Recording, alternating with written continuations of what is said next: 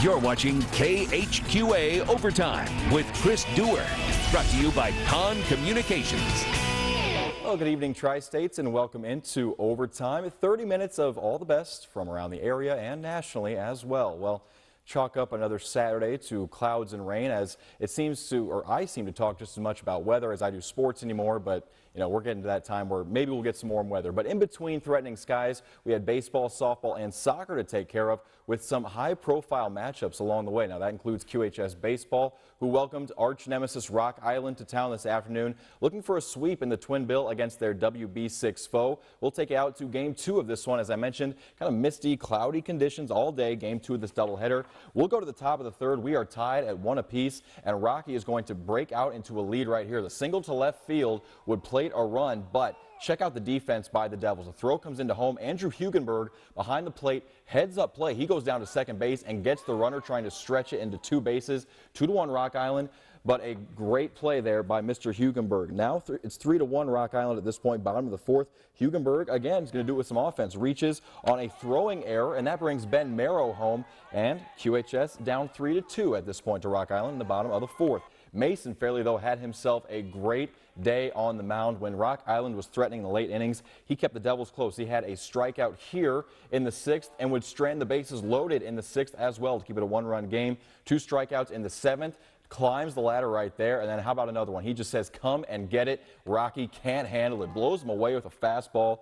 QHS down 3-2, going to the bottom of the last. Now, 1 out. Mason Fairley already on first with the walk. It's Andrew Eilers singling here to left. Finds the hole. That puts 2 on for the next batter, Brad Unmazig, and he will single to load the bases. Hit it a little too hard, got to the outfield a little bit too quickly to bring anybody home. So bases loaded for Alex Millian, and sometimes in baseball, you don't have to hit it far. You just got to put it in play, as Mr. Millian finds out right here. Chops it to short third. Too hard to handle for the third baseman. Fairley comes across the score. We are tied at 3 apiece with just 1 out, but unfortunately the Devils couldn't add on at that point. We would go to extra innings, where unfortunately Rock Island scrapes away a run and gets the win in Game 2 of this doubleheader. Final score was 4-3 Rocks when it was all said and done. Also, this was Game 2 of a doubleheader. We'll take it to Game 1. It was Quincy getting that win earlier in the afternoon, so they split the twin bill today.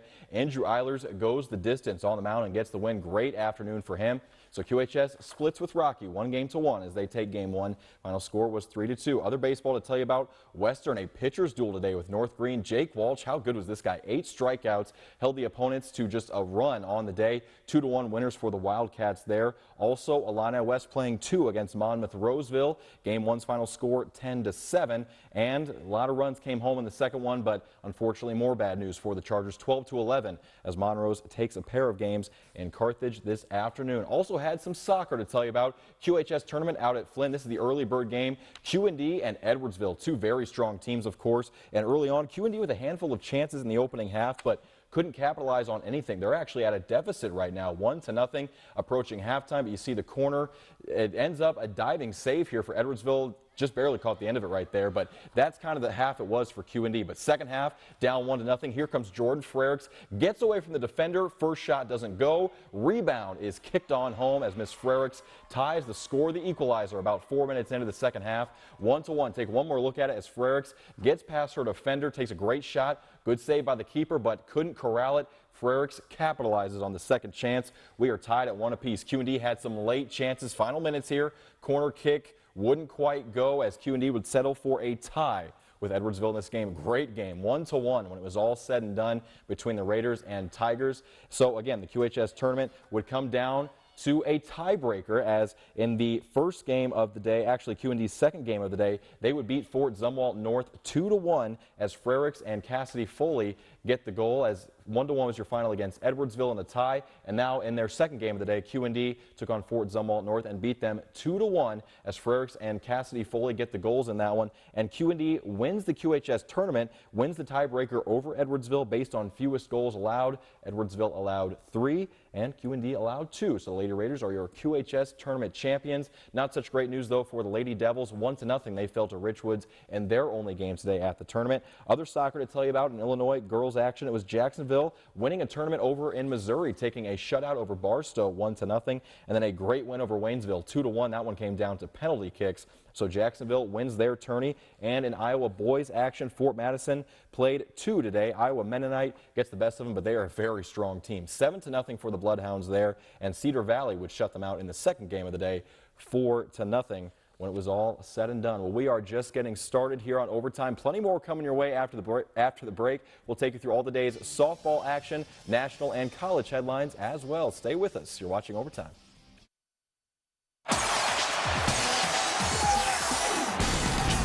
You're watching KHQA Overtime with Chris Dewar. Brought to you by Con Communications.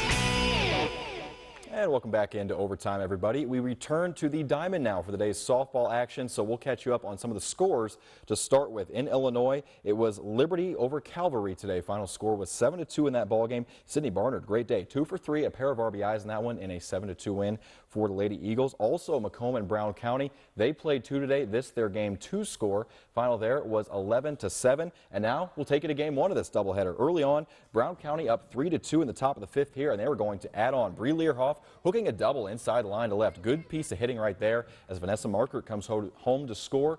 4-2. Hornets leading at that point, but Macomb would respond in a big way. Jenna Kelso gets it going, gets the line moving. She will single in Sydney Hare right here to get Macomb just a little bit closer. Later on, they kept the offense rolling. Justine LaSure's slow roller, tough to handle, would have been tough to make a play at first anyways. That plates another run, so Macomb is tied at this point in the game. And then 2 more would come home on Morgan Beck's double. Macomb just finding those lines very well, putting the ball right inside of him, getting extra base hits, doing very well in that cause. Ashley Sawyers would follow. She would drop a hit into right. Rachel Farr and Morgan Beck would come home to score. This is Miss Sawyers right here, kind of in no man's land, gets it to fall. Great effort out and right, but a tough play. 2 more runs come home to score.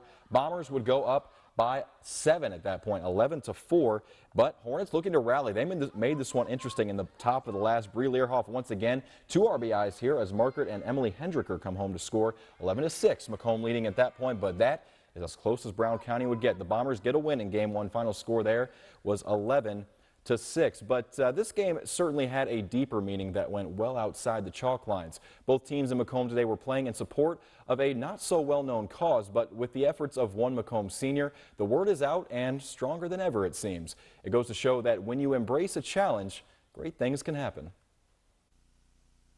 There's a saying in the medical community that when you hear hoofbeats, think horses, not zebras, meaning focus on the more likely possibility when making a diagnosis. But in Emma Bozarth's case, she is the zebra, so to speak. Just being sick is an obstacle, but this year I've had a very good year, so that I'm thankful for that. Most years I miss a few practices, maybe some games, but this year I haven't missed any, so that's good. The Macomb High senior is one of only about 250,000 people nationwide that has a primary immunodeficiency disease, or PIDD.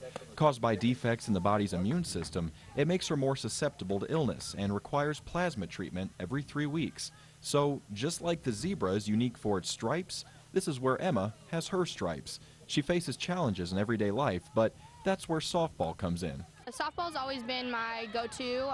If I've had a bad day or if I've had to go to the doctor, coming and throwing the ball around or creaming the ball to the outfield has definitely helped me get through what I have to go through on a daily basis.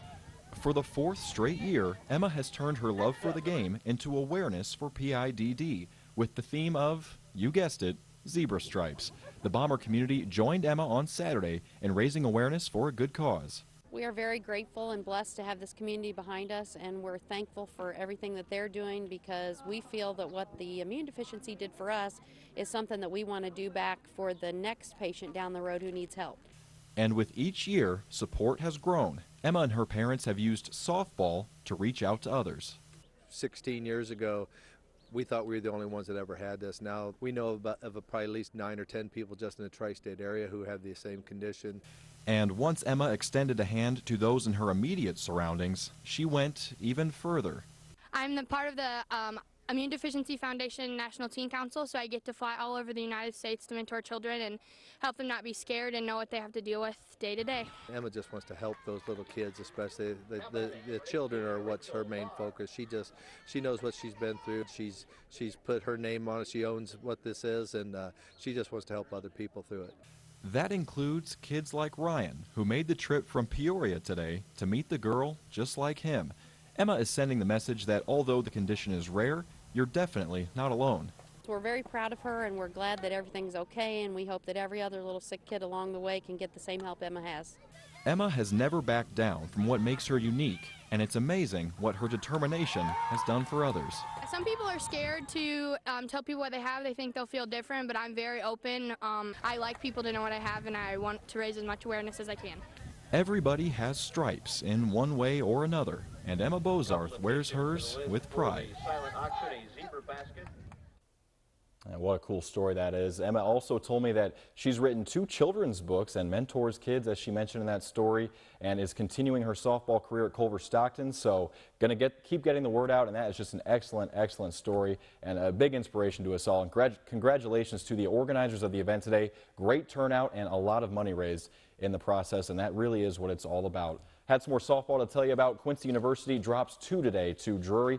4-2 your final in game 1, and Drury gets the best of them again in game 2. Final score there was 7-3. And in the Summit League, Nebraska-Omaha beats Western Illinois 4-0, and 6-4 was your game 2 score. Western Illinois baseball 5-3 winners over Fort Wayne, and also doubling up on Fort Wayne in the nightcap. 8-4 your final there. And John Wood, a rain-shortened game, go figure, against Danville. 4-3 your final there, as the Blazers do fall in that ball game. And more overtime coming up your way after the break. We will introduce our newest Con Connection of the Week nominee. Stick around. Overtime. Be right back.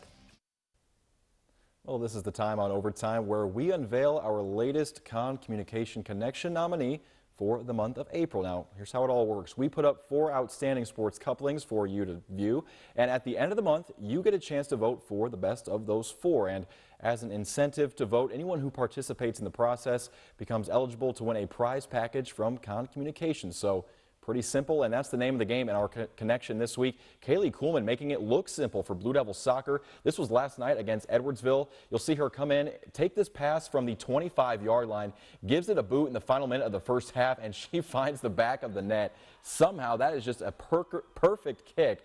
100% accuracy on that one. Take one more look at it as Kuhlman lobs this one up from 35 yards away in what was a scoreless game to this point.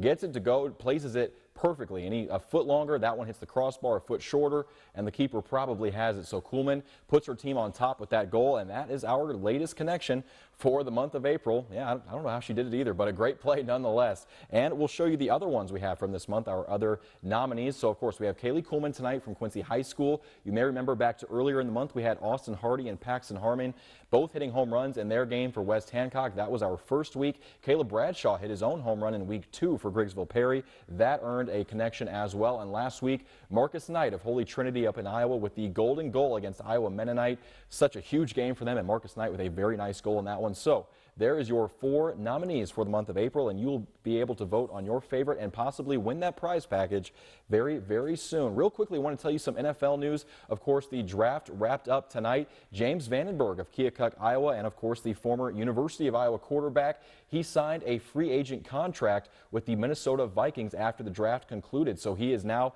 a member of the Vikings. Of course, he didn't get drafted in those 7 rounds, but immediately following, he is signed by Minnesota. And what a story that is. Keokuk to the University of Iowa, and now to the Minnesota Vikings. James Vandenberg doing good things for the Tri-States, as he always has. Congratulations to him, and looking forward to seeing how his NFL career will progress in the future. Well, we will stay with football now, and speaking of the high school game, the Quincy High School football program got an unexpected boost with the arrival of Malik Bondin from Wisconsin. The inside linebacker is on the radar of several Division I college football programs and is already hard at work on his upcoming senior season at Flynn Stadium.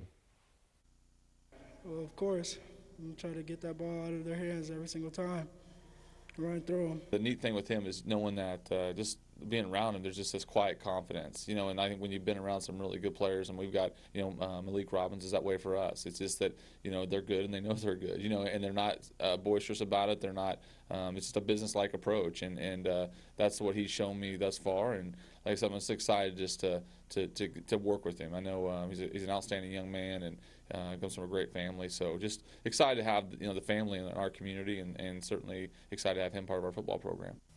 The human resources people at Blessing Hospital unwittingly did Blue Devil football a tremendous favor in bringing the Bondon family from Wisconsin to the Gem City. Malik transfers to Quincy High School with impeccable football credentials.